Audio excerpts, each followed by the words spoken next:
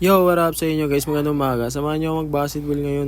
At dito nga nagsasapatos na ako. Dali-dali na rin ako nagsuot ng sapatos dyan guys. Kasi dalawa na lang kami ng kaibigan ko wala doon. Grabe talaga, pahuli-huli pa akala mo malakas. Pero pagdating naman doon sa court, baldog yung tira. Aray ko po. At ito na nga guys, palabas na ako ng gate dyan. Sakto naman paglabas ko ng gate, nakita ko na yung tropa ko. Nag-aantay na pala sa akin. Kaya isang peace bomb naman dyan. At ito na nga guys, nakabiyahe na kami ng tropa ko dyan. Papunta na kami sa court na aming paglalaroan. Tapos dyan guys, bababa yung daanan. Kaya nakakatakot kasi yung isang kamay ko nakahawak sa isang manibela. Tapos yung isang kamay ko nandito hawak yung cellphone, nagbibideo. Kaya pasensya na guys kung ganyan yung kuha ng video ko guys. At dito nga guys, pinas forward ko na para mabilis lang. So nandito na nga pala kami sa bahay ng manager namin. Kukuha namin jersey namin susuotin. Ito nga pala siya, shoutout sa'yo Boss Joshua.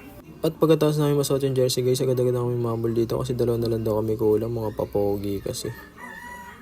At eto na nga guys, nakarating na kami sa court na aming paglalaroan at agad-agad naman kami pinapasok. At eto na nga yung court na aming paglalaroan guys. Ayan o, papakita ko sa inyo, diba? Napakaganda ng court dito sa amin. Dito lang yan sa San Lorenzo. At dito nga guys, sinawag na yung miss namin para rumampa na. Kaso wala siyang kalaban dito guys, kaya siya rin yung nanalo bandang uli.